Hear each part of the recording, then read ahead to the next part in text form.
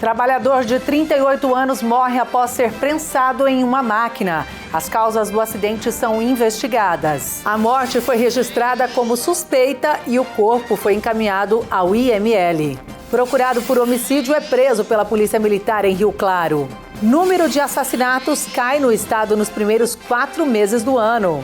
Hoje tem o quadro Segurança. Vamos receber o comandante do CPI 9, Coronel Sabino. Ele vai falar sobre o combate ao crime organizado e os impactos das ações para todo o estado.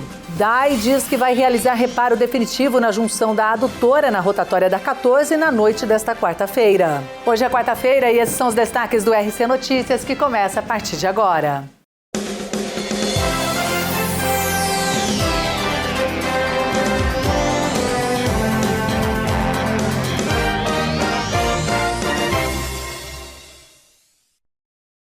Olá, boa noite.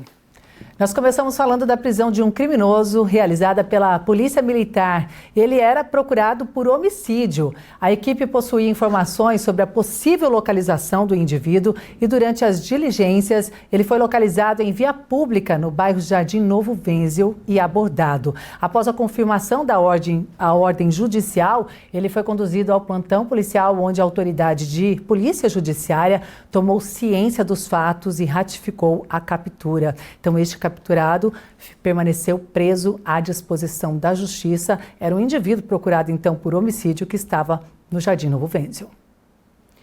E agora uma triste notícia, um homem de 38 anos acabou morrendo após um acidente de trabalho em uma cerâmica que fica no distrito de Batovi. Segundo o registro do boletim de ocorrência, a Polícia Militar foi acionada na tarde de ontem e, de acordo com as informações dos funcionários, a vítima ficou com a cabeça prensada entre a esteira de uma máquina e uma barra de ferro, não sabendo precisar a motivação do ocorrido. O trabalhador foi identificado como Arnaldinho Rosa de Almeida, de 38 anos, que foi socorrido pela unidade de resgate do SAMU até a UPA da 29, sendo aí o óbito constatado oficialmente pelo médico. E nós solicitamos, então, um parecer do grupo Cristofoletti, que comunicou com profundo pesar o falecimento do colaborador Arnaldinho Rosa de Almeida, ocorrido então na tarde de ontem. Os motivos estão sendo investigados e, antes de tudo, a empresa manifestou a solidariedade aos familiares, amigos e colegas de trabalho neste momento de dor e consternação. A empresa lamenta profundamente esta fatalidade e informa que está prestando todo o auxílio e também apoio necessários à família e também à investigação. Infelizmente, esse caso registrado, então, aqui, na cidade de Rio Claro, deste homem que acabou morrendo em um acidente de trabalho. Ficam também os nossos sentimentos a toda a família. E agora a gente muda de assunto, nós falamos de infraestrutura. A reforma na UPA da 29 tem sido questionada por pacientes que utilizam o local. A obra já dura 2 anos e gera transtornos, mas a prefeitura diz que está dentro do prazo. Vamos ver a situação. Mais de 2 anos depois do anúncio da reforma da UPA da Avenida 29, as imagens enviadas à nossa equipe mostram estruturas ainda sem acabamento, materiais espalhados por diferentes áreas da unidade e espaços que continuam cercados por tapumes. Na fachada, a placa principal da UPA já não aparece mais. Estes e outros pontos têm reforçado a percepção de que a obra ainda parece distante da conclusão. O teto está estourado, só tem um banheiro. Tá uma causa aí, rapaz. Este morador foi além e abriu um protocolo na ouvidoria da prefeitura pedindo respostas sobre o andamento da reforma e a conclusão das obras. Faz 2 anos, como vocês estão vendo, tá parada a obra, infelizmente.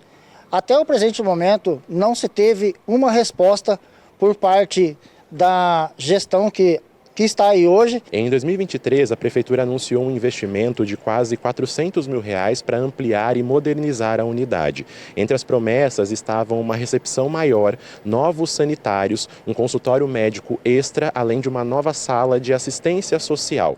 Na época, a obra foi apresentada como sendo parte de um complexo de saúde para a região sul. Agora, a falta de movimento aparente na obra tem levantado o questionamento dos moradores sobre quando as melhorias anunciadas serão efetivamente concluídas. No início tá aí até bem, né? Mas agora parece que tá tudo parado, não tá vendo ninguém mexer com mais nada, entendeu? A gente vinha aí, o pessoal tá mexendo para lá, para cá, chega e não vê ninguém fazendo nada aí dentro hoje mais. Em resposta à nossa equipe, a Fundação Municipal de Saúde informou que as obras seguem dentro do prazo contratual e que os serviços vêm sendo executados sem interromper os atendimentos da unidade, que recebe cerca de 500 pacientes por dia. Ainda segundo a Prefeitura, a alta demanda dificultou a entrada das equipes para finalizar parte das intervenções nos consultórios. A administração informou ainda que os investimentos já ultrapassam R$430 mil e que pretende solicitar ao Ministério da Saúde uma nova classificação para a UPA após a conclusão das melhorias. Apesar disso, a Fundação Municipal de Saúde não informou uma data específica para a conclusão total das obras. Infelizmente ainda então não tem um prazo para essa conclusão, vamos continuar acompanhando. E a gente traz agora atualizações sobre o reparo definitivo na adutora da Rua 14. O DAI informou que os serviços serão realizados nesta noite, viu? O departamento informou que o abastecimento precisará ser interrompido a partir das 10 da noite desta quarta-feira. A previsão inicial é que o serviço seja concluído até o início da tarde de quinta-feira e o abastecimento normalizado até sexta-feira.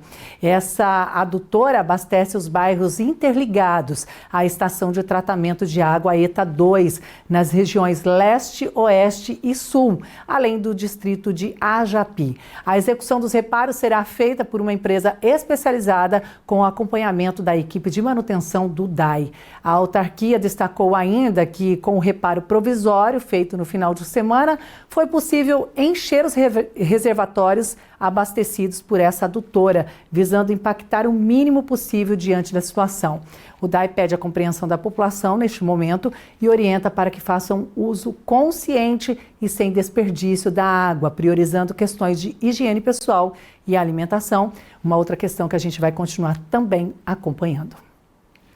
E a seguir tem o quadro Segurança. Eu vou receber o comandante do CPI 9, Coronel Sabino. Ele vai falar sobre o combate ao crime organizado e o impacto da nossa região para a redução de índices criminais no estado.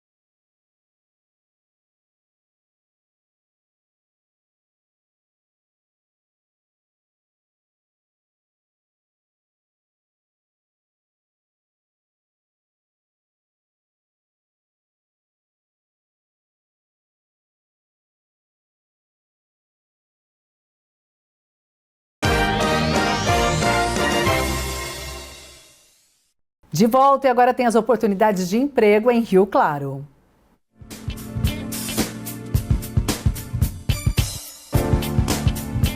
Vagas de emprego hoje em Rio Claro para recepcionista, auxiliar de costura, laboratorista de EPIs, farmacêutico júnior, operador de caixa, auxiliar de eletricista, operador de produção 1, PCD, conferente, vendedor especializado e auxiliar de limpeza. Os interessados devem procurar o Conecta na Rua 3, número 1636, no centro, ou acessar o portal na internet.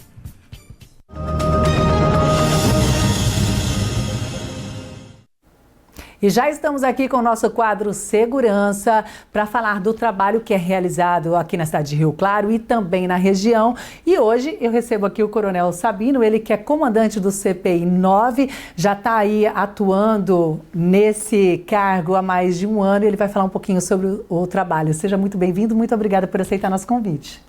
Eu agradeço o convite e estou à disposição para a gente conversar um pouco sobre segurança pública. Bom, vamos falar um pouquinho sobre o Comando, né, de Policiamento do Interior 9, que a gente fala CPI 9, mas eu gostaria que o senhor falasse um pouquinho como que é essa atuação. São 52 municípios aí de abrangência, para o pessoal de casa entender qual que é essa complexidade. Bom, o estado de São Paulo ele é dividido em 10 regiões do interior, né? Então a nossa é a região 9, né, o Comando de Policiamento de Interior 9. E essa região compreende 7 batalhões de policiamento, né, para cobrir os 52 municípios. Então nós temos aí uma área de mais de 3 milhões de pessoas, né, então uma responsabilidade bastante grande, mais de 3 mil policiais atuando nessa área, né, junto com o Batalhão de Ações Especiais. Então um desafio bastante complexo, mas que a gente tem conseguido cumprir com maestria. Exatamente, eu creio que quando o senhor assumiu, o senhor veio com uma missão, né, muito importante, com muita pressão também, eu acho que da comunidade que busca, né, sentir essa segurança e ver o combate ao crime, não que ele não existisse, mas de uns tempos para cá a criminalidade cresceu bastante também, né? O senhor fala de desafios, qual foi o principal e como o senhor buscou a característica do senhor para combater o crime?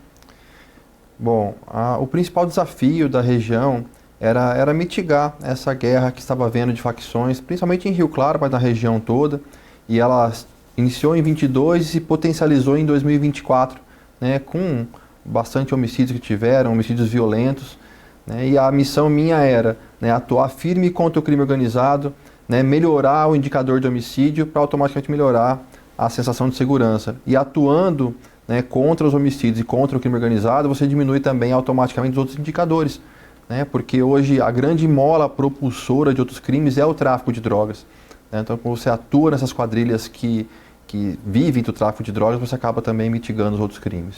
Infelizmente, né, nós temos o nome vamos falar de Rio Claro principalmente, né, vinculado à atuação, pelo menos aí nesse período que o senhor disse, a facções criminosas, né, a facção do estado de São Paulo, depois teve a facção do Rio de Janeiro, que tentou invadir alguns espaços também, e uma terceira que teria sido criada para enfrentar essas duas, é isso mesmo, houve esse crescimento e aí as ações foram mais intensificadas para combater tudo isso? Bom, em Rio Claro nós tivemos aí a ascensão, né, de uma quadrilha, né, foi apelidada aí de Bonde do Magrelo, e essa quadrilha ela se vinculou ao Comando Vermelho no Rio de Janeiro, né, de forma bastante intensa. E a característica dessa facção criminosa do Rio é a disputa de território, só que de forma violenta, né, com homicídios, com guerra territorial, né, então essa vinculação deles com o Rio de Janeiro acabou aumentando muito a violência aqui. Então a nossa atuação inicialmente foi entender esse movimento que estava acontecendo aqui, identificar as principais lideranças dessa facção e atuar firme contra eles, né? Então, para você ter uma ideia, hoje 11 membros da facção aqui de São Paulo, né, de Rio Claro, estão no Rio de Janeiro foragidos, né? Aqueles que não estão foragidos ou foram mortos em confronto com a polícia ou foram presos. Olha só, inclusive, né, entrou em vigor no último dia 5 a decisão do governo dos Estados Unidos de classificar facções criminosas, né, do Brasil como organizações terroristas, o que pode ter consequências econômicas e geopolíticas para o país. Para quem atua neste combate, né, no setor de segurança, combatendo esses grupos, o que impacta? Bom, a atuação contra a crime organizado ela não pode ser mais resumida né, ao combate campal, né, ao confronto armado entre polícia e bandido. Você tem que fazer a parte toda de quebra de cadeia logística, quebra de cadeia financeira, identificação e captura de principais lideranças, né, esses 3 eixos principais. E quando nós falamos em quebra de cadeia financeira, como o crime organizado hoje ele é transnacional, o PCC hoje está em 28 países, isso identificado, né, por organizações internacionais de polícia e de investigação, não é mais só no Brasil. Então, para que eles sofram sanções fora do país, para que as empresas do país que lavam dinheiro para o crime organizado, que exportam drogas para outros países, sofram sanções, há necessidade sim, né, de uma atuação firme internacional. E para que isso ocorra de forma efetiva, né, e até pela característica de atuação deles, que é pela força, pelo homicídio, né, pela guerra territorial, pelo terror das populações. Recentemente tem um documentário que foi veiculado recentemente, territórios dominados pelo crime. Então essa característica de dominar pela violência é sim uma forma de terrorismo. Então essa classificação como terrorista, né, e você ter a cooperação de agências internacionais, você ter sanções internacionais em cima das facções, isso vai quebrar a cadeia financeira deles e fazer com que instituições do nosso país não se vinculem ao crime organizado, como tem acontecido. Bom, o senhor falou da redução de homicídios, né, que todas essas ações de combate às facções criminosas resultaram também na queda de homicídios. Rio Claro tem um histórico um pouco grande aí de homicídios, mas realmente a gente verificou neste ano uma queda brusca mesmo nesse sentido. A gente, inclusive, tem dados da Secretaria de Segurança Pública que foram divulgados hoje em relação aos 4 primeiros meses do ano. Vamos ver.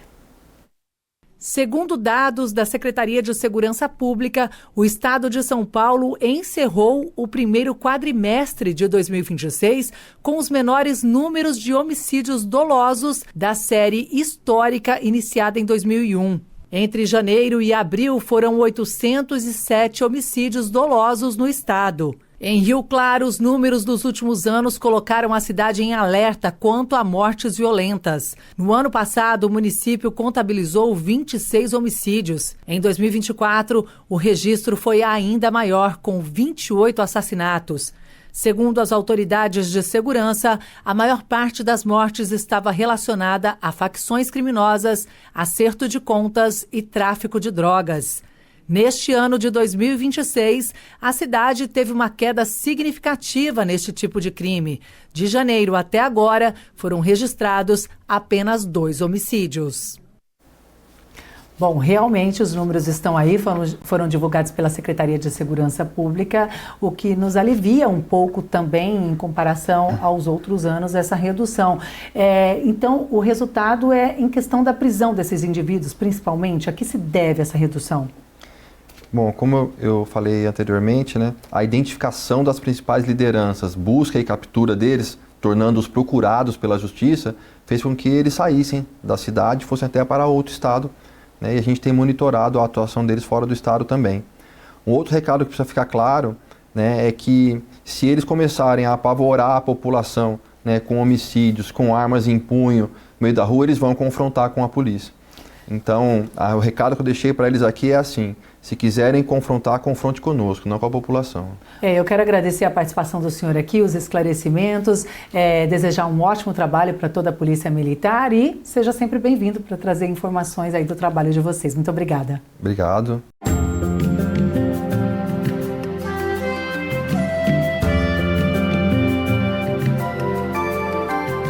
Quinta-feira de sol com muitas nuvens e com previsão de pancadas de chuva isoladas. Em Rio Claro, mínima de 16 e máxima de 22 graus. Em Santa Gertrudes, mesma oscilação, mínima de 16 e máxima de 22. Em Itirapina, as temperaturas oscilam entre 14 e 23 graus. E por hoje é só, o RC Notícias vai ficando por aqui. Lembrando que você pode rever todas as nossas reportagens no portal tvclaré.com.br, no canal no YouTube e conferir mais informações também lá no Instagram. Desejo uma ótima noite para você e até amanhã. Tchau, tchau.